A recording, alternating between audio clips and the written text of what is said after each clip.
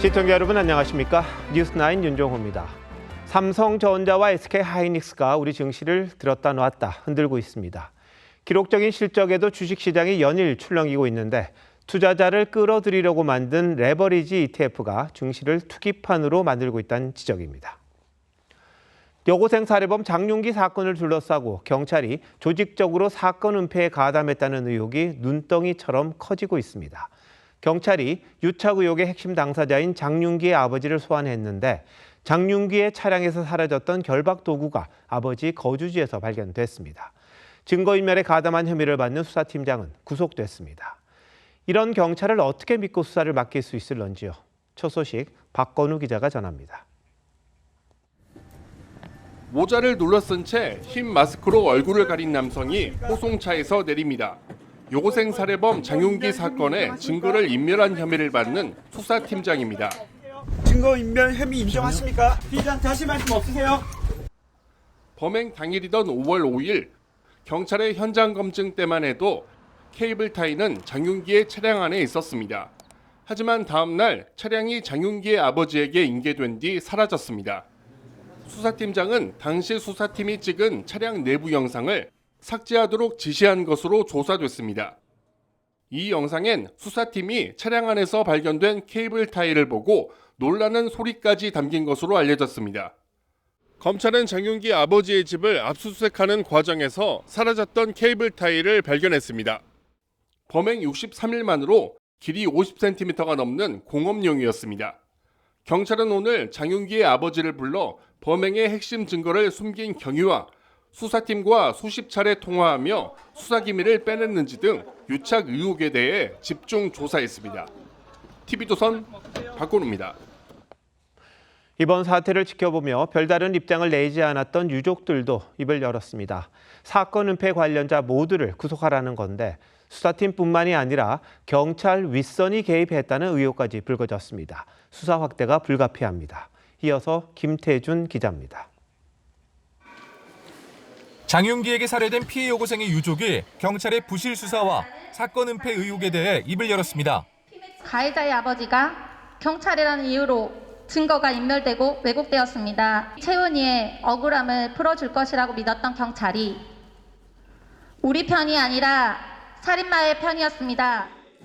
장윤기 아버지에게 수사 정보를 흘리고 증거인멸에 가담한 경찰관 전원을 구속해야 한다고 했습니다. 이런 상황에서 경찰 윗선이 개입했다는 의혹도 불거졌습니다.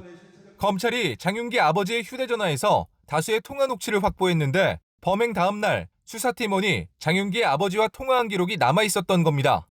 당신이 경찰인 사실을 모르게 하라는 윗선의 지시가 있었다는 취지의 내용이었습니다. 검찰은 경찰 윗선이 개입한 조직적 은폐가 있었는지 등을 확인하기 위해 수사팀원 2명을 불러 조사했습니다. 경찰의 유착 의혹이 일파만파 커지면서 유재성 경찰청장 직무대행은 오는 11일까지였던 미국 출장 일정을 앞당겨 10일 조기 귀국하겠다고 밝혔습니다. 장윤기는 오는 13일 재판을 앞두고 구속 이후 처음으로 법원에 반성문을 제출했습니다. TV조선 김태준입니다. 보신 것처럼 장윤기 사건에서 경찰의 부실 수사가 속속 드러나고 있는데도 민주당은 검찰의 보완 수사권을 폐지하겠다는 강경한 입장입니다. 오늘 여당 단독으로 법사위를 열어 관련 법안을 상정했는데 통상적인 법안 숙려 기간도 채우지 않았습니다. 뭔가에 쫓기듯 속도전에 나서는 이유가 궁금합니다. 한송원 기자가 보도합니다. 민주당 주도로 법사위 회의 개의가 선언되자 국민의힘 의원들이 몰려와 항의합니다. 제1차 법제사법위원회의를 개회하겠습니다. 하반기에는 국회가 정상화됐으면 좋겠습니다. 법사위원장을 우리에게 돌려주세요. 네, 내려오세요. 회의 진행을 방해하면 국회법에 따라 조치를 취할 수밖에 없다는 말씀을 드리면서요. 국민의힘은 8분 만에 회의장을 나가 보완 수사권 졸속 폐지 반대 피켓을 들고 규탄을 이어갔습니다. 독단적인 상임위 운영, 일방 독주 중단하라! 중단하라! 중단하라! 중단하라! 야당 불참 속에 진행된 법사위에선 보완 수사권 전면 폐지를 담은 형소법 개정안이 법안 숙려 기간 15일을 채우지 않고 상정됐습니다. 첫째, 검사의 직접 수사권과 보완 수사권을 전면 폐지하고 수사의 주체를 사법경찰관으로 일원화 했습니다. 이 같은 속도전에 내부에서도 보안 수사권 폐지 이후 대책 마련이 필요하다는 목소리가 잇따랐습니다. 미흡한 수사로 범죄자가 제대로 처벌받지 못한 일 발생해서는 안 됩니다. 검사의 보안 수사 요구권 실효성 강화하고 수사기관에 대한 견제 또는 통제 또는 수사에 대한 어떤 교차 검증들이 필요하기 때문에 의원님들께서 좀 심도 있게 논의해 주시고 보안 수사권을 일단 폐지한 뒤 보완책을 찾는 방안도 거론됩니다. 민주당은 법사위와 별도로 보안 수사권 폐지를 담은 당 차원의 형소법 개정안도 이번 주 발의할 예정인데 전당대회 전까지 병합 처리에 속도를 낼 걸로 보입니다. TV조선 한송원입니다. 국민의힘은 경찰 부실 수사 정황이 드러난 장윤기 사건을 고리로 보안 수사권을 완전 폐지하려는 여당에 대한 비판 수위를 높이고 있습니다. 검찰의 보안 수사가 없었다면 이번 사건의 진상이 은폐됐을 가능성이 컸다는 겁니다. 야권이 지적하는 보안 수사권 폐지의 문제점이 뭔지 김창섭 기자가 정리했습니다. 정성호 법무장관이 국민의힘 원내대표실로 들어옵니다. 정점식 원내대표 취임 뒤 첫 방문인데 정 원내대표는 이 자리에서 경찰의 부실 수사와 내부 유착 의혹이 드러난 장윤기 사건을 거론하며 검찰의 보안 수사권이 반드시 필요하다고 강조했습니다. 검찰의 보안 수사가 없었다면 이번 사건의 진상이 영원히 은폐되었을 가능성이 컸다는 점입니다. 그러면서 이재명 대통령은 보안 수사권 일부 존치를 생각한 것으로 아는데 갑자기 전면 폐지로 선회한 건 납득하기 어렵다고 지적했습니다. 검사를 위해서가 아닌 억울한 피해자가 없도록 하기 위해 보안 수사권이 있어야 한다고도 했는데 정 장관은 원론적 답변을 반복했습니다. 제가 보안 수사권을 유지해야 된다라는 얘기를 사실 한 적이 별로 없습니다. 정부의 입장이 보안 수사권 폐지로 결론이 났기 때문에 야권에서도 장윤기 사건을 고리로 종일 여당을 향한 비판이 이어졌습니다. 그동안 민주당이 추진한 사법 개정안이 얼마나 위험한지 장윤기 사건이 증명해줬다는 겁니다. 이것이 국민을 위한 개혁입니까? 권력을 위한 개혁입니까? 무소속 한동훈 의원도 정부 여당을 향해 전당대회만 이기면 되는 것이냐며 기어이 살인자의 편에 설 것인가라고 지적했습니다. TV조선 김창섭입니다. 민주당 전당대회 소식으로 이어갑니다. 당권 도전에 나선 김민석 전 총리의 계엄 해제 당일 모습이 담긴 CCTV 영상이 공개됐습니다. 김 전 총리가 계엄 해제 표결에 불참한 이유를 두고 후보 간 논란이 되는 상황이라 주목을 받았습니다. 그런데 이 영상을 공개한 건 정청래 전 대표와 가까운 걸로 알려졌던 김어준 씨 유튜브 채널이었습니다. 이건 어찌 봐야 할지요? 보도에 고이동 기자입니다. 김어준 씨는 자신의 유튜브 방송에 출연한 김민석 전 총리에게 비상계엄 해제 당일 상황을 털고 가자면서 CCTV 영상을 공개했습니다. 저희가 어렵게 구했습니다. 저기 동그라미 있죠? 저렇게 시민들이 저렇게 어수선한 사이에 옆에서 김민석 의원이 저렇게 갑자기 넘어가는 거예요. 김 씨는 김 전 총리가 감기약을 먹고 뒤늦게 일어났고 간발의 차로 표결에 참여하지 못했다면서 당시 월담을 도운 시민 인터뷰까지 공개했습니다. 개헌 당일 먹은 감기약 성분까지 공개하란 친청계의 공세가 이어지고 있는 상황에서 사실상 김 총리 측 반박에 힘을 실어준 겁니다. 제가 1초 늦었습니다. 딱 앉는 순간 제 옆자리에 계시던 이재명 그 당시 대표께서 제가 막 눌렀다고. 당대표 선출 때 선호투표제를 도입하기로 한 걸 두고도 신경전이 벌어졌습니다. 선호투표제는 선호하는 후보를 1, 2, 3순위까지 기입한 뒤 1차 집계에서 과반 득표자가 없을 경우 최하위 후보자의 2순위 표를 재분배하는 방식입니다. 김 전 총리와 송영길 의원 측은 수용한다고 했지만 정 전 대표 측 의원들은 불만을 나타냈습니다. 선호투표를 결정한 것은 당헌 당규 위반이고 권한 없는 행위로 원천무효라고 생각합니다. 이런 상황에서 송영길 고민정 의원도 오늘 당대표 출마를 선언했습니다. 지난 6.3 선거는 승리의 외피를 쓴 패배였습니다. 위기는 밖이 아니라 우리 안에서 시작됐습니다. 정 전 대표까지 출마하면 당권 경쟁은 4파전으로 치러질 전망입니다. TV조선 고이동입니다. 지방선거 이후 잠시 반등했던 국민의힘 지지율이 2주 새 8%포인트 넘게 떨어진 여론조사 결과가 나왔습니다. 지방선거 이후 여권의 실책으로 잠시 반등했지만 징계 정치니 뭐니 하면서 당이 분열한 데 따른 당연한 결과로 보입니다. 따끔한 민심을 제대로 받아들일 기미조차 없다는 게 더 큰 문제란 지적입니다. 변정현 기자가 보도합니다.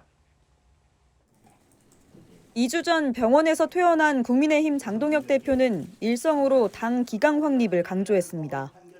당을 쇄신하고 당의 기강을 확립하는 일이 더 이상 미룰 수 없는 과제가 됐습니다. 이틀 뒤엔 징계 요청에 답을 할 때가 됐다며 윤리위 재가동을 시사했고 이후 최고위에선 공개 충돌이 이어졌습니다. 우리 당이 정말 원팀을 가기 위해서라도 장 대표님 내려오셔야 합니다. 공개석상에서 할 얘기, 안 할 얘기 구분을 하고 지금 몇 번을 얘기하는데. 이렇게 당내 갈등이 반복된 2주 사이 국민의힘 지지율은 8.2%포인트 떨어진 걸로 나타났습니다. 특히 중도층 이탈이 상대적으로 컸습니다. 그럼에도 당내에선 징계를 둘러싼 공방이 계속됐습니다. 윤리위원회가 장동혁 당대표에게 대한 제명 및 출당 처분을 결단해 줄 것을 강력히 요청합니다. 많은 사람들이 공감할 수 있는 정도의 징계가 이루어져야 된다라고. 이런 가운데 장 대표는 어제 올림픽공원을 찾아 재선거를 주장하는 팻말을 든 데 이어 오늘은 인천에서 청년들을 만난 뒤 참정권 집회에 참석했습니다. 반드시 제대로 된 국민특검을 관철시킬 것입니다. 특검을 통해 이번 참정권 박탈 사태의 실체가 밝혀지면 당연히 재선거도 뒤따라야 합니다. 장 대표는 부산, 광주 등 전국을 돌며 참정권 수호 집회에 참석할 계획인데 당 내분 사태를 염두에 둔 행보 아니냐는 시각도 있습니다. TV조선 변정현입니다.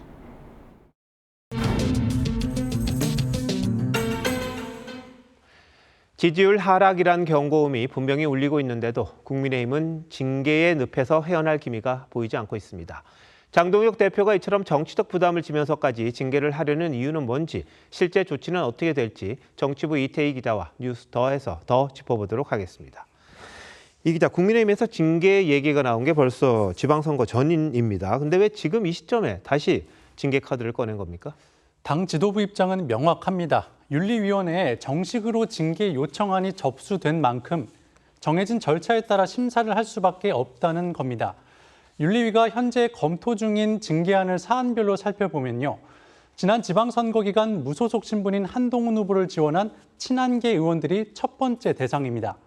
장 대표 사퇴를 요구해온 대한과미래 소속 의원들 역시 징계 대상에 포함됐고 국회 부의장 선거에서 같은 당 박덕흠 부의장의 낙선을 종용했다는 의혹을 받는 조경태 의원도 있습니다. 일단 친한계와 대한과미래 의원들에 대한 징계는 발언과 행동의 수위가 쟁점이 될 걸로 보입니다. 반면 조 의원의 경우엔 민주당과 야합을 했다는 논란이 제기되면서 당내에서 징계가 필요하다는 공감대가 적지 않은 분위기입니다. 네. 근데 결국 가장 큰 불씨는 친한계 의원들에 대해서 어떻게 할 거냐 아니겠습니까? 무소속 후보를 지원했다는 이유로 징계를 받은 경우가 있습니까? 선거 때마다 무소속 후보를 지원하는 문제는 여야를 막론하고 논란이 되어 왔습니다. 하지만 중앙당 차원에서 현역 의원 다수를 이 같은 사유로 징계한 사례는 매우 드뭅니다. 당장 이번 지방선거에서도 국민의힘 김재원 최고위원이 같은 당 후보가 아닌 무소속인 경북도 의원 후보를 공개 지지했다는 논란이 있었지만 징계는 검토되지 않고 있습니다. 민주당 역시 탈당 뒤 무소속으로 출마한 김관영 전 전북지사를 지지할 경우 징계할 수 있다고 경고했지만 실제 징계는 없었습니다. 그런데 당내에서 서로에게 징계의 칼날을 겨누다 보면 이 정치적 부담이 클 수밖에 없잖아요. 근데 왜 지도부가 이런 리스크를 감수하면서까지 추진하려고 하는 겁니까? 무엇보다도 장동혁 대표 사퇴론을 잠재우려는 의도 아니겠냐는 해석이 나옵니다. 지방선거 이후 장 대표 사퇴론이 터져 나오자 선관위 논란으로 국면 전환을 시도했고 이번엔 징계라는 이슈를 전면에 내세워 당내 주도권을 쥐려는 포석이라는 겁니다. 하지만 당 전체로 보면 대여 투쟁보다는 내부 갈등 문제에 더 매달리고 있다는 비판을 피하기 어려워 보입니다. 네, 징계가 뭐 형식적이다 이런 말도 있는데 실제 한동훈 의원에 대해서는 당에서 제명까지 했었잖아요. 그럼 친한계 의원들에 대해서도 그 정도의 징계가 있을 걸로 보입니까? 이 징계 대상이 된 당사자들은 물론이고 과거 친윤계로 불렸던 구주류 의원들 사이에서도 지금 시점에서의 당 내부 징계는 신중해야 한다는 공개 발언이 조금씩 늘고 있습니다. 이런 반발 기류가 커질수록 징계의 칼을 쥔 윤리위 역시 징계 절차 개시에 정치적인 부담을 느낄 수밖에 없을 걸로 보이는데요. 그래서 징계 대상을 좁힐 가능성도 거론됩니다. 예컨대 대표에서 물러나라고 주장하거나 요구한 정도는 징계 대상에서 빠질 가능성도 있다는 겁니다. 그렇게 보면 결국 친한계 의원들에 대한 징계 문제를 어떻게 처리하느냐가 향후 본격적인 내분 사태로 번질지 여부를 결정할 걸로 보입니다. 네, 뭐 좀 잘 나간다 싶으면 다 자기가 잘한 줄 알고 착각하는 경우가 많던데 지지율에서 그게 아니라는 게 또 드러난 거잖아요. 정치력이 필요할 때가 아닌가 싶기도 합니다. 이 기자 잘 들었습니다.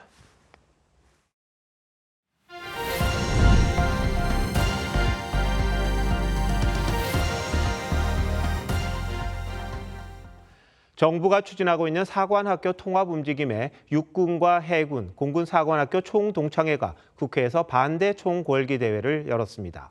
각자 활동해오던 3군 총동창회가 정부 정책에 반대하며 집단 행동에 나선 건 이번이 처음입니다. 그만큼 이번 사안을 심각하게 받아들이고 있다는 뜻입니다. 송무빈 기자가 보도합니다. 비가 오는 날씨에도 국회 앞 계단이 집회 참가자들로 가득 찼습니다.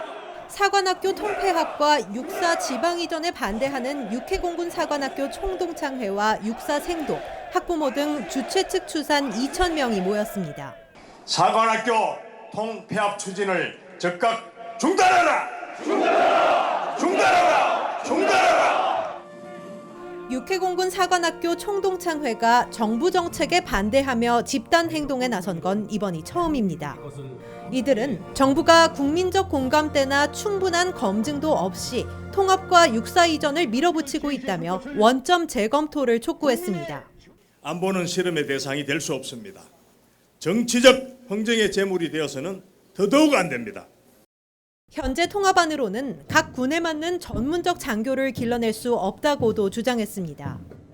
해군 사관생도는 바다를 보고 바다의 냄새를 맡으며 해군 장교로 성장해야 한다. 국회에 올라온 사관학교 통합 반대 청원에는 12만 명 넘는 사람이 서명해 국회 논의 요건을 충족했습니다. 국민의힘은 무리한 졸속 통합은 군의 사기 저하와 전력 약화를 가져올 거라고 비판했습니다. 국민적 합의 없는 사관학교 통합 논의는 즉각 중단하고 원점에서 재검토해야 합니다. 또 일각에서 제기된 안규백 국방장관의 병역 관련 의혹을 거론하며 사퇴를 촉구했습니다. TV조선 송무빈입니다. 이 같은 거센 반발에도 국방부는 조만간 국군 사관학교 신설을 골자로 한 통합반을 발표할 예정입니다. 처음 2년은 국군 사관학교에서 통합 교육을 받고 이후 각 군별 사관학교에서 전문 교육을 받게 하겠다는 건데 통합안에 대해서는 내부 이견도 있는 걸로 알려졌습니다. 문제점은 없는지 이채현 기자가 짚어봤습니다. 국방부는 지난 6일 사관학교 통합 방안을 안규백 장관이 직접 발표하겠다고 했습니다. 하지만 발표 약 1시간 전 취소됐습니다. 갑자기 취소했다는 그 자체로 이 육해공사 통폐합이 얼마나 졸속으로 추진되고 있는 건지를 여실히 드러내는 거다.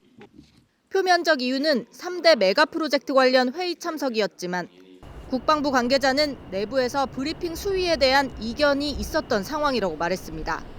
통합안의 구체적인 조율이 완전히 마무리되지는 않았음을 내비친 겁니다. 현재 유력한 통합안은 이른바 2+2 체제입니다. 생도들을 군종 구별 없이 선발한 뒤 1, 2학년에는 대전에 신설될 것으로 보이는 통합사관학교에서 기초교육을 받고 3, 4학년 땐 육사, 해사, 공사로 흩어져 군별 전문성을 기르겠다는 겁니다. 현대전의 합동성을 강화하겠다는 취지지만 우려도 적지 않습니다. 교육한다고 형성되는 것이 아닙니다. 먼저 각 군에서 전문성을 충분히 배양한 뒤에 합동 교육과 보직 그리고 합동 훈련을 통해 구비되는 역량입니다. 예산도 문제입니다. 1, 2학년생도 1,400여 명이 함께 지낼 국군 사관학교 신축과 육사의 지방 이전 등에 2조 원 넘게 들 것으로 보입니다. 회사와 공사는 그대로 둔 채 육사만 이전하는 이유도 불분명합니다. 국방부는 한국국방연구원에 사관학교 개편 연구 용역을 의뢰했지만 연구 결과는 아직 공개하지 않고 있습니다. TV조선 이채연입니다. 시선을 밖으로 돌려도 외교안보 정책을 펴는데 어려움이 있습니다. 캐나다 잠수함 수주 실패는 기술력이나 단가의 문제라기보다는 나토라는 안보 블록의 벽을 넘지 못했다는 분석이 많습니다. 이런 상황에서 이재명 대통령이 나토의 한 단계 높은 수준의 방산 협력을 제안했는데 얼마나 효과가 있을지 순방에 동행 중인 최민식 기자가 취재했습니다. 북대서양조약기구 나토 정상회의에 참석하기 위해 튀르키예를 방문한 이재명 대통령이 마크 칸이 캐나다 총리와 약식 회담을 가졌습니다. 잠수함 수주 사업에서 독일에 고배를 마신 직후입니다. 캐나다 측은 각별한 예우를 갖추어 선정 결과를 사전에 우리 측에게 설명한 바 있습니다. 기술력이나 가성비 면에선 독일에 뒤지지 않았지만 캐나다가 나토 회원국이란 점이 결정적 영향을 미쳤다는 분석입니다. 이 대통령이 나토의 무기 파트너십을 격상하자고 제안한 것도 나토의 벽을 낮춰야 한다는 판단이 작용한 것으로 풀이됩니다. 기존 무기 거래 중심의 협력을 넘어 안보 동맹에 준하는 단계로까지 협력을 강화하자는 겁니다. 무기 체계를 함께 연구하고 함께 생산하며 함께 운용하는 한나토 방위산업 파트너십 2.0으로 격상해 나가기를 제안합니다. 이 대통령은 또 러시아와 전쟁 중인 젤렌스키 우크라이나 대통령과도 첫 정상회담을 가졌습니다. 1억 달러 규모의 추가 지원을 약속했지만 살상 무기 지원은 이번에도 빠졌습니다. 나토의 핵심 안보 현안임에도 러시아를 의식한 것 아니냐는 분석이 나옵니다. 이 대통령은 튀르키예가 준비한 만찬장에서 트럼프 대통령과도 만났는데 적절한 시기에 이 대통령의 방미를 추진하기로 했습니다. 청와대는 이번 나토 방문이 경관 유럽 방산 시장에 허들을 낮출 수 있는 계기가 될 거라고 기대하고 있습니다. 다만 기술 협력 외에 동맹으로서의 역할 강화까지 고민해야 할 시점이란 지적도 적지 않습니다. 앙카라에서 TV조선 최민식입니다. 장마전선이 오르락 내리락 하면서 비가 내렸다가도 다시 푹푹 찌는 더위가 찾아오고 있습니다. 밤사이 충청과 전북에는 또다시 최고 200mm의 폭우가 예보됐는데 비가 그친 영남 지역에는 폭염주의보가 발령됐습니다. 이상배 기자입니다. 하늘에서 굵은 빗줄기가 쏟아집니다. 갑자기 쏟아지는 비에 일대 공원 등 하천 주변 진입 자체가 통제됐고 물을 뿜어내는 배수로도 보입니다. 충남 부여와 서천엔 기상청의 호우 긴급 재난 문자가 발송되기도 했습니다. 우리 주민들은 불안하잖아요. 그렇죠? 마음대로 잠도 못 자고 불안해서. 오후 들어서는 비구름이 빠져나가고 호우특보도 대부분 해제됐습니다. 그 자리를 기습적인 무더위가 채웠습니다. 수도권 기온이 28도를 웃돌았고 대구 등 영남권에는 폭염주의보까지 발령됐습니다. 북쪽에 차고 건조한 공기와 남쪽에 고온다습한 공기가 부딪히면서 장마전선이 오르락내리락하고 있기 때문입니다. 비도 오고 해도 뜨고 이래가지고 뭐 가끔 또 추울 때도 있고 이래서 좀 어떻게 해야 될지 옷도 긴팔 입었다가 반팔 입었다가. 장마가 끝난 건 아닙니다. 내일 오전까지는 중부 지역을 중심으로 시간당 50에서 최대 80mm의 강한 비가 예상됩니다. 8일 밤부터 9일 오전 사이 다량의 수증기가 모여드는 충청권과 전라권을 중심으로 매우 강하고 많은 비가 내리겠습니다. 주말부터는 체감온도가 33도를 넘나드는 폭염특보와 폭염주의보가 전국으로 확산할 전망입니다. 밤에도 25도를 웃도는 열대야 현상도 전국 곳곳에서 나타나겠습니다. TV조선 이상배입니다. 우리나라는 영향권이 아니라지만 중국은 태풍 피해가 잇따르고 있습니다. 태풍 마이삭이 상륙한 중국 남부 지역은 기록적인 폭우로 도시가 물에 잠겼습니다. 주말에는 태풍 바비까지 상륙할 전망입니다. 김자민 기자입니다. 누런 흙탕물이 도시 전체를 집어삼켰습니다. 도로도 주차장도 물속에 잠겼고 낮은 주택은 지붕만 보입니다. 구조대원들은 보트를 타고 다니며 고립된 사람들을 찾아 나섭니다. 밀려드는 흙탕물에 옥상으로 피신한 남성이 애타게 구조를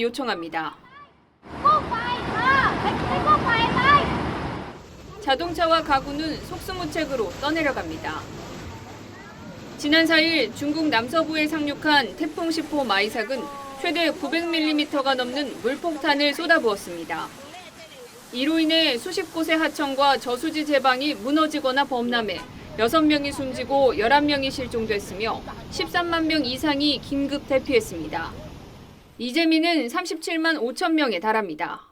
现在云表那边有个指挥部，孝义这里有指挥部，还有玉江，转移群众里面的安全的群众给他运送物资。 홍수로 벤 양식장이 침수되면서 코브라 등 900마리가 탈출해 당국이 긴급 포획에 나서는 일도 벌어졌습니다. 哎呦，引爆鐵，哎呦，好驚啊條蛇啊！ 마이삭은 열대 저기압으로 세력이 약해졌지만 동반한 수증기가 한랜정선과 만나면서 상하이와 산동성 등에도 강풍과 함께 많은 비가 내렸습니다. 마이삭의 상처가 아물기도 전에 제9호 태풍 바비도 중국 쪽으로 북상하고 있습니다. 주말쯤 중국 동부 연안에 상륙할 것으로 예상되자 시진핑 주석은 긴급 방제를 지시했습니다. TV조선 김자민입니다. 출근길 아침에 비가 내려서 안 그래도 불편하셨을 텐데 지하철까지 말썽이었습니다. 서울 지하철 1호선 일부 구간의 전기 공급이 끊기면서 열차 운행이 2시간 넘게 지연됐습니다. 시민들은 기다려도 오지 않는 열차를 기다리며 발을 동동 굴렀습니다. 소지현 기자가 취재했습니다.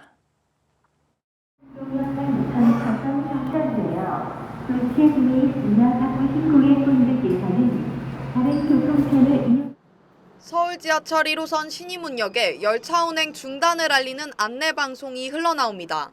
전광판에도 열차가 지연된다는 안내가 뜨고 시민들은 언제 올지 모를 열차를 하염없이 기다립니다.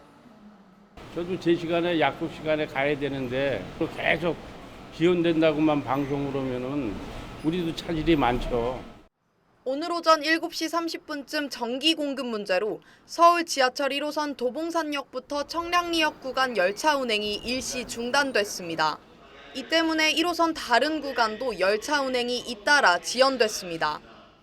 시민들은 출근길 열차를 타지 못한 채 안내판 앞에서 발걸음을 돌렸습니다. 지하철 때문에 버스 타려고 탔는데 버스도 사람이 꽉 차가지고서 기다리는 사람이 많아. 영무원들은 거센 항의에 시달렸습니다. 누구랑 누구 들어다보고 부산까지 막 찌르려고 막 난리났어요. 2시간 20분 만인 오전 9시 50분쯤 전기 공급은 재개됐지만 한동안 열차 지연이 계속됐습니다. 코레일은 창동역에서 신의문역 구간 하행선의 전기 공급이 끊겼다며 정확한 사고 원인을 파악 중이라고 밝혔습니다. TV조선 소지연입니다. 모르는 사람과 함께 여행하면서 비용을 아끼는 이른바 동행 여행이 인기입니다. 그런데 숙박비를 대신 내겠다면서 돈만 받고 잠적한 20대 남성이 경찰에 붙잡혔습니다. 이런 방식으로 62명에게서 6천만 원 넘게 가로챘습니다. 공건 기자의 단독 보도입니다. 유럽 여행을 계획하던 김혜미 씨는 숙박비를 줄이기 위해 여행 커뮤니티에 동행자를 구하는 글을 올렸습니다. 글을 보고 연락 온 A 씨는 내가 숙박비를 결제할 테니 비용의 절반을 보내달라고 말했고 김 씨는 250만 원을 보냈습니다. 월급이 아직 안 들어와서 카드로 자기가 결제를 해야 될 것 같다. 그래서 자기한테 돈을 보내줄 수 있냐라고 물어보셨어요. 해외 주재원 조모 씨도 유럽 여행 동행자를 구하다가 A 씨에게 450만 원을 보냈습니다. 하지만 20대 남성 A 씨는 몰래 예약을 취소한 뒤 환불금을 챙기고 잠적했습니다. 경찰은 지난 6일 이 남성을 사기 혐의로 체포했습니다. 동행 사기로 작년 8월부터 62명을 상대로 총 6천만 원 넘게 가로챈 상태였습니다. 피의자는 사기 신고를 한 사람이 2주 안에 경찰서를 방문해야 한다는 점을 악용했습니다. 외국에 체류 중이라 경찰서를 찾기 힘든 사람을 범행 대상으로 삼은 겁니다. 사이버 신고인데 결국은 또 대면을 해야 돼요. 대면에서 서류를 꼭 제출해야 된다. 갈 수가 없으니까 인터넷 접수를 한 건데. 경찰은 남성에 대해 구속영장을 신청할 방침입니다. TV조선 공건입니다. 구직을 돕기 위해 정부가 매달 최대 60만 원씩 지원하는 이른바 국민 취업 지원 제도가 있습니다. 취지는 분명합니다. 하지만 구직 의지가 없는 사람들도 형식적인 서류만 내면 수당을 받을 수 있었습니다. 혈세가 허투루 쓰이고 있는 실태, 김서정 기자가 취재했습니다. 지난해 9월 국민취업지원제도 대상자로 선정된 20대 A씨는 올해 취업에 성공했습니다. 한 6개월 정도 매달 50만 원씩 저는 그때 받았었습니다. 제가 1인 가구여가지고 그 조건이 되더라고요. 국민취업지원제도는 정부가 구직자에게 지원금과 취업 상담 등을 제공하는 제도로 2021년 도입됐습니다. 구직자에게 6개월간 매달 최고 60만 원을 지급합니다. 이렇게 백지로 된 지원서를 내고도 구직 촉진 수당을 받을 수 있었습니다. 취업준비생 B씨도 수당을 받기 위해 관심 없는 기업에 지원서를 냈습니다. 무조건 2개씩을 그 기간에 맞춰서 하다 보니까 지원할 마음이 없었지만은 좀 AI 도움을 빌려가지고 낸 적도 있고. 매달 2차례 이상 구직 활동을 증빙해야 하지만 채용 공고와 입사 지원 내역만 내면 됩니다. 취업할 의지가 있는지를 검증할 수 있는 그 시스템을 만들어야 국민의 혈세를 낭비하지 않고 제대로 된 정책이 될 거라고 생각합니다. 고용노동부는 증빙 서류를 꼼꼼히 확인하고 있다고 밝혔지만 철저한 관리 감독을 통해 혈세 낭비를 막아야 한다는 지적이 나옵니다. TV조선 김서정입니다. 이른바 가짜뉴스 방지법으로 불리는 개정정보통신망법이 어제부터 시행됐습니다. 시행 첫날부터 신여 성향 유튜버 김어준 씨가 타깃이 됐습니다. 이동재 전 채널A 기자가 김 씨가 자신에 대한 허위 정보를 유포했다며 신고했습니다. 여권이 밀어붙인 법이 여권을 조준했습니다. 김인혜 기자입니다. 이동재 전 채널A 기자는 어제 유튜브에 김어준 씨의 채널을 명예훼손으로 신고했습니다. 여당이 강행 처리한 개정정보통신망법 시행 첫날 신고한 겁니다. 개정법에 따르면 하루 100만 명 이상이 이용하는 대형 플랫폼 사업자는 허위 조작 정보를 삭제, 차단할 의무가 있습니다. 이 전 기자는 지난 2020년 김어준 씨가 채널A 사건과 관련해 한 발언 영상을 문제 삼았습니다.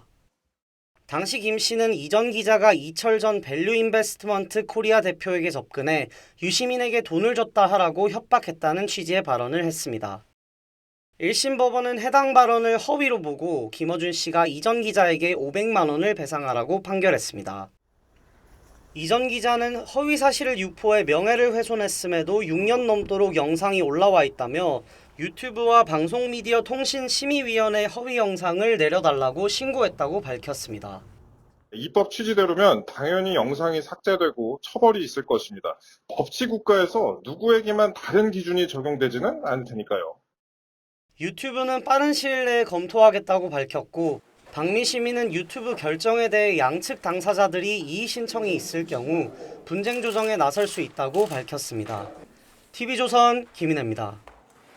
5.18 민주화 운동을 조롱하는 응원전을 펼쳐서 6개월 출전 정지 징계를 받았던 배재고가 재심을 신청했습니다. 인생에 큰 타격을 입은 고3 선수들은 출전 기회를 받을 수 있기를 간절히 기다리고 있습니다. 하지만 8월 전국대회 전까지 재심 결과가 나올지는 알 수 없습니다. 윤태훈 기자의 보도입니다. 배재고 야구부 관계자와 선수들은 지난 6일 광주일고와 국립 5.18 민주묘지를 찾아 사과했습니다. 항상 마음속 깊이 반성하는 마음과 자세로 살아가겠습니다. 진심 어린 사과에 광주일고도 배재고 야구부에 대해 선처를 요청했습니다. 배재고 야구 학생들이 경기장 내에서 새롭게 출발할 수 있도록 가능한 행정적 역량과 지혜를 모아주시기 바랍니다. 배재고는 오늘 재심의 신청서를 냈고 대한체육회는 곧 재심 절차에 들어갈 예정입니다.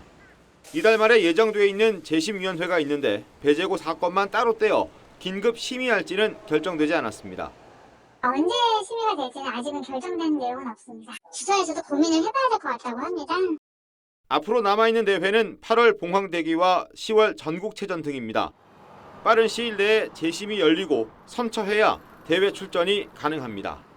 특히 3학년 선수들은 출전 실적을 쌓지 못하면 대학 진학과 프로 진출의 기회가 사라질 수 있어 대한체육회의 재심 결과에 시선이 쏠리고 있습니다. TV조선 윤태훈입니다. 한 경찰 지구대에서 동료 경찰관들끼리 부적절한 관계를 맺은 사실이 드러났습니다. 경찰은 징계 조치했습니다. 이심철 기자입니다. 대구의 한 지구대, 올해 초 이곳에서 근무하는 직원들의 비위를 감찰해달라는 신고가 대구경찰청에 접수됐습니다. 30대 여경과 40대 간부가 부적절한 관계를 가졌다는 내용으로 신고자는 여경의 남편이었습니다.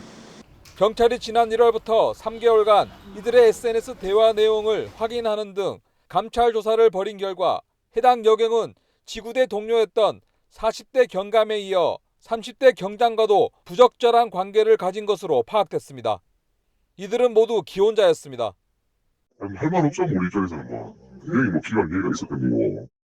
경찰은 여경에게 정직 3개월, 부적절한 관계가 드러난 경감과 경장에 대해선 각각 정직 2개월과 견책 처분을 내렸습니다. 경찰은 국가공무원법상 정직 이상은 중징계에 해당한다고 밝혔습니다. 그 시간에 했으면 징계가 해임까지도 갈 수 있거든요. 그래서 결국 품위 유지 의무 위반으로 징계가 내려갔습니다. 경찰은 이들을 다른 경찰서와 부서로 인사조치까지 했다고 했지만 기강회의를 둘러싼 논란은 당분간 계속될 것으로 보입니다. TV조선 이심철입니다. 오늘 코스피와 코스닥 두 시장이 폭락하면서 매도 사이드카가 또 발동됐습니다. 증시가 그만큼 요동쳤다는 건데요. 반도체 대장주인 삼성전자와 SK하이닉스가 이틀째 추락해 코스피는 7,200선까지 내려앉았습니다. 어제 삼성전자가 역대급 2분기 실적을 발표한 걸 보면 선뜻 이해가 안 되는 흐름인데 왜 이런 상황이 벌어지는 건지 이낙원 기자가 먼저 보도합니다.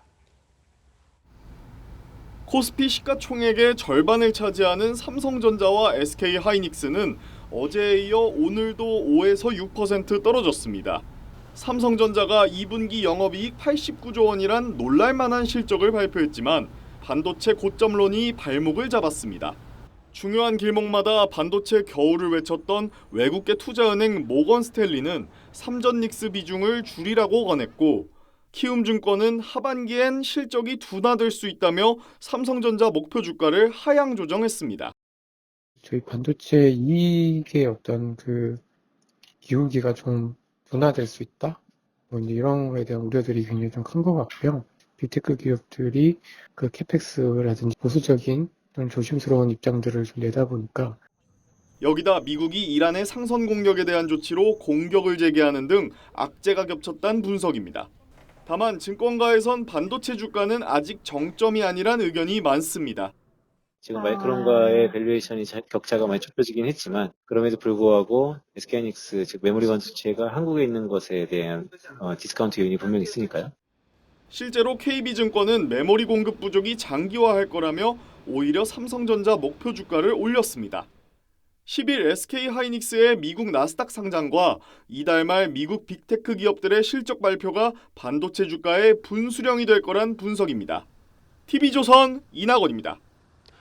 증시가 이렇게 요동치면서 삼전 닉스 레버리지가 우리 증시를 투기판으로 만들었다는 논란이 거세지고 있습니다. 정부가 정책 실패를 인정하고 차라리 상장을 폐지해야 한다는 목소리까지 나왔습니다. 서영희 기자가 보도합니다. 지난 5월 말 출시된 삼전닉스 단일 종목 레버리지 ETF. 반도체 호황을 업고 거래 대금이 본주의 70%에 육박할 정도로 커졌습니다. 하지만 최근 주가가 조정을 받으면서 오늘 14개 상품이 상장가 2만 원 아래로 떨어졌습니다. 지난 5월 말 상장한 지 한 달여 만입니다.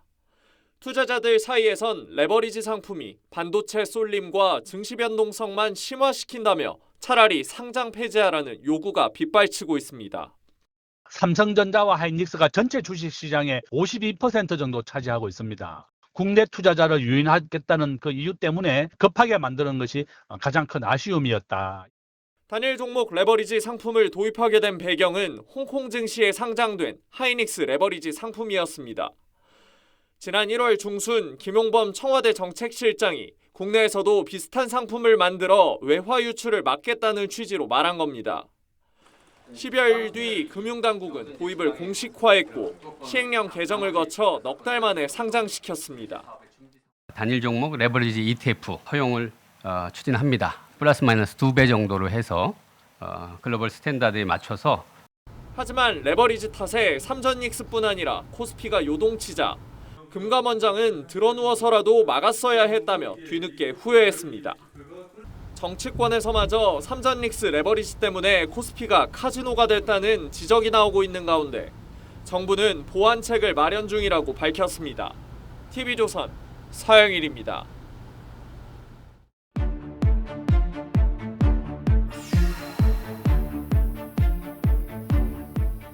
보신 것처럼 단일 종목 레버리지 ETF가 시장 불안을 증폭시키고 있는 상황인데요. 대체 어떤 부분에서 문제를 일으키고 있는 건지, 해법은 없는지 박한솔 기자와 따져보겠습니다. 박 기자, 우선 레버리지 ETF가 어떻게 작동하는지부터 설명해 주시죠. 간단히 말씀드리자면 레버리지 ETF는 투자자의 실제 투자금보다 2배로 효과를 내도록 설계된 상품입니다. 투자자가 100만 원어치 레버리지 ETF를 매수하면 시장에서는 200만 원어치 투자한 것과 같은 효과를 내도록 운용됩니다. 주가가 10% 하락하면 순자산인 100만 원은 시장에 노출된 금액인 200만 원을 기준으로 20만 원의 손실이 발생합니다. 이렇게 되면 투자자의 순자산은 100만 원에서 80만 원으로 줄고 시장 노출 금액도 180만 원으로 감소합니다. 문제는 이때 시장 노출 규모가 순자산의 2배가 아닌 그 이상인 2.25배가 된다는 점입니다. 레버리지 ETF는 약속한 2배 수익률을 유지해야 하기 때문에 운용사는 관련 상품을 추가로 팔아서 시장 노출 금액을 160만 원으로 줄입니다. 이걸 리밸런싱이라고 하는데요. 결국 하락장에서는 이 같은 추가 매도까지 이뤄져 변동성이 더욱 커지는 구조입니다. 상승장에서는 정반대 일이 벌어지는데요. 결국 레버리지 ETF는 하락장에서는 추가 매도가, 상승장에서는 추가 매수가 발생하는 구조입니다. 이 같은 리밸런싱이 삼성전자의 추락을 더 부추겼다, 이렇게 보면 됩니까? 그렇게 볼 수 있습니다. 주가가 크게 하락하면 ETF 운용사는 주식이나 선물을 추가 매도해야 해 하락 압력을 더욱 키울 수 있다는 지적이 나옵니다. 단일 종목 레버리지 ETF는 지난 5월 출시 당시 약 4조 규모로 출발했지만 약 한 달여 만에 3배 넘게 불어나면서 시장 변동성에 적지 않은 영향을 주고 있다는 분석이 나옵니다. 이런 변동성이 큰 상황에서 해외 투자자나 기관 투자자들이 가장 이익을 보는 경향이 있고요. 이 와중에서 이제 시장의 불확실성이 커지면 커질수록 사실은 개인 투자자들이 피해를 볼 수밖에 없는 구조일 것 같습니다. 어떻게 보면 상당히 위험한 상품인데 정부가 너무 대책 없이 허용한 게 아니냐, 이런 비판이 나올 수밖에 없겠습니다. 김용범 대통령실 정책실장이 지난 1월 정책 검토를 지시한 뒤 금융위는 시행령을 개정하고 불과 4개월 만에 상품 상장을 허용했습니다. 개인 투자자에 대한 보호 장치가 충분하지 못한 상황에서 투자자들이 몰리다 보니 피해가 커졌다는 분석이 나옵니다. 자, 그럼 일단 급한 대로 충격을 완화할 수 있는 방안이라는 게 좀 있습니까? 이미 투자하고 있는 개인 투자자들이 많은 만큼 상품을 갑자기 없애기보다는 시장 충격을 최소화하는 방식의 보완책이 필요하다는 지적입니다. 전문가들은 순자산 한도 설정, 리밸런싱 방식 개선 등을 현실적인 대안으로 거론하고 있습니다. 금융당국에서 이제 ETF, 이 레버리지 상품의 규모가 더 이상 증가하지 않도록 또는 좀 축소될 수 있도록 유도하는 게 제일 중요할 것 같습니다. 신규 설정하는 ETF에 대해서 증권사나 운용사들의 인센티브 구조를 낮추는 게 제일 중요할 것 같습니다. 해외 투자자를 유치하려고 만든 상품으로 알고 있는데 변동성만 너무 키운 게 아니냐, 이런 비판이 나올 수밖에 없겠군요. 박 기자, 잘 들었습니다.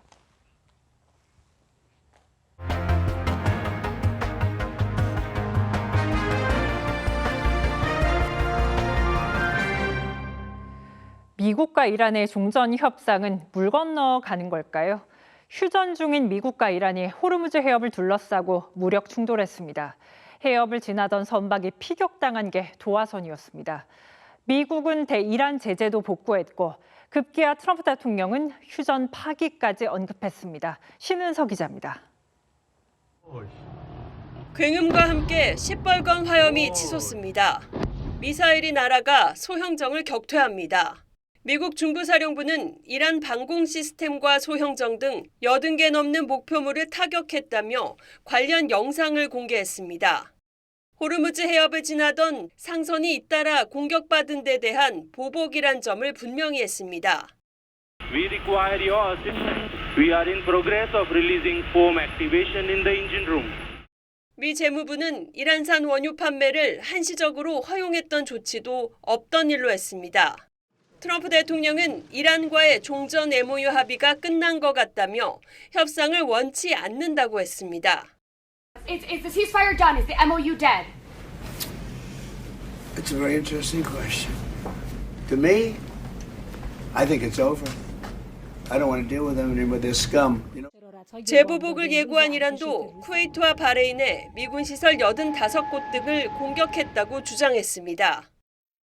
وزارت امور خارجه جمهوری اسلامی ایران ضمن هشدار نسبت به تبعات پیمانشکنی امریکا هر اقدامی که برای صیانت از منافع و امنیت ملی خود ضروری بداند را اتخاذ خواهد کرد. 미국의 공습 소식에 최고 지도자 하메네이 장례식 참석을 위해 이라크에 머무르던 페제시키안 이란 대통령은 급히 귀국했습니다. 국가 애도 기간 반미 정서로 똘똘 뭉친 이란이 이번엔 더욱 강경하게 나올 수 있다는 우려도 제기됩니다. TV조선 신은서입니다. 다카이치 사나이 일본 총리가 보석 논란으로 눈살을 찌푸리게 하고 있습니다. 여야 대립으로 국회가 사실상 멈춘 상태에서 2억 원 상당의 보석으로 치장한 채 시상식에 참석했습니다. 이정민 기자입니다. 총리 취임 후 첫 기자회견 때도, 최근 인도 모디 총리와의 정상회담 때도 진주 목걸이와 귀걸이를 착용했던 다카이치 총리. 지난 4일 도쿄에서 열린 주얼리 패션 시상식의 수상자로 참석하면서도 예외는 아니었습니다. 私が国内でもまた、国際会議など海外でも、常に、真珠の、アクセサリーをつけていることが理由なのかなと、思いました。実はほとんどが母親の形見です。 하지만 시상식 당시 착용한 진주 장신구는 평소와 달랐습니다. 다이아몬드에 달린 황금색 진주 장식으로 가격이 2억 4천만 원에 달합니다. 이 같은 사실이 알려지자 SNS에는 국민 삶을 외면한 채 보석으로 치장했다. 총리가 있어야 할 곳은 국회다. 사임하라는 등의 비판이 쏟아졌습니다. 한 기업이 행사 당일에만 대여한 것이란 사실이 알려졌지만 하필 일본 국회가 여야 대립으로 파행을 겪고 있는 상황이어서 논란은 쉽게 가라앉지 않고 있습니다. 일본 내에서 높은 지지율을 얻고 있는 다카이치 총리는 평소 쓰는 가방이나 볼펜, 심지어 간식까지 품절될 정도로 인기를 끌었습니다. 특히 20, 30대 여성들 사이에선 다카이치 총리를 따라하는 팬덤까지 생겼는데 이번 고가 장신구 논란은 그동안 쌓아온 대중적 이미지에 적지 않은 부담으로 작용하고 있습니다. TV조선 이정민입니다.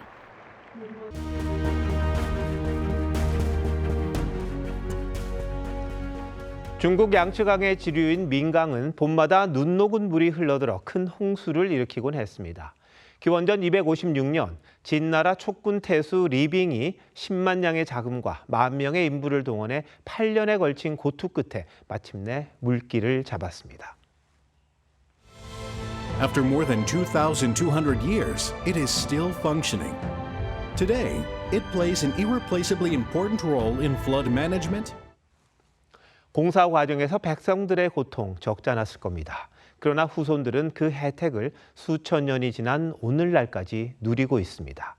힘든 과정을 꼼꼼히 챙기며 실수 없게 만든 덕분입니다.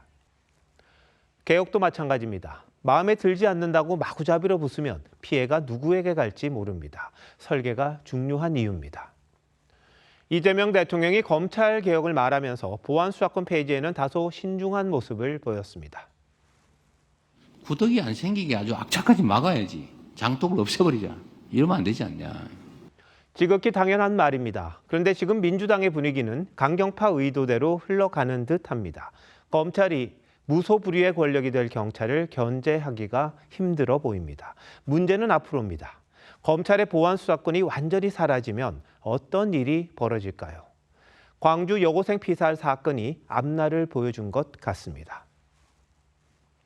증거인멸 정황이 발견돼서 수사로 착수한 사실입니다. 수사경찰이 강간 살인을 입증할 증거물을 숨겼습니다. 범인 장윤기의 아버지가 경찰 고위 간부입니다. 이른바 경찰 가족이 제 식구 감싸기에 적극 나선 겁니다. 말도 안 되는 충격적인 일이 검찰의 보안 수사 과정에서 밝혀졌습니다. 그런데도 민주당은 보안 수사권이 필요 없다고 합니다. 장윤기 사건을 보고도 계속 이런 식이라면 뭘 위한 폐지인지 되묻지 않을 수가 없습니다. 범인은 도망가고 억울한 피해자만 고통받아도 된다는 말입니까? 이런 일이 되풀이되지 않는다고 장담할 수 있을까요? 권력을 가진 자신들을 잡아갈까 두려운 겁니까? 권한 남용을 핑계로 장을 못 담근다면 평범한 국민은 억울한 일을 당해도 경찰 수사가 부실해도 제대로 호소할 곳조차 없을 겁니다. 7월 8일 윤종호 앵커 칼럼, 불 보듯 뻔한데였습니다.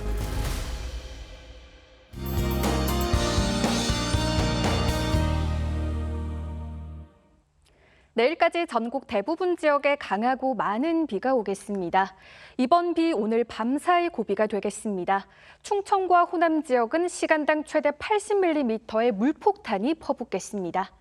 내일까지 충청과 호남 지역에 최대 200mm 이상, 수도권과 강원 영서, 경북 지역에도 최대 150mm가 넘는 곳이 있겠습니다. 산사태나 침수 등 호우 피해가 없도록 철저하게 대비하셔야겠습니다. 내일 아침 기온 서울과 광주, 대구 24도로 밤사이 열대야가 나타나는 곳이 있겠고요. 내일 한낮 기온 서울과 대전 27도로 오늘과 비슷하겠고 광주 31도, 대구 33도로 당분간 습도가 높아 대부분 지역에서 후텁지근한 더위가 계속되겠습니다. 주말에는 서울의 낮 기온 33도 안팎의 폭염이 이어지겠습니다. 변덕스러운 날씨에 건강관리 유의하셔야겠습니다. 날씨였습니다. 7월 8일 수요일 뉴스9 마칩니다. 시청해주신 여러분 고맙습니다.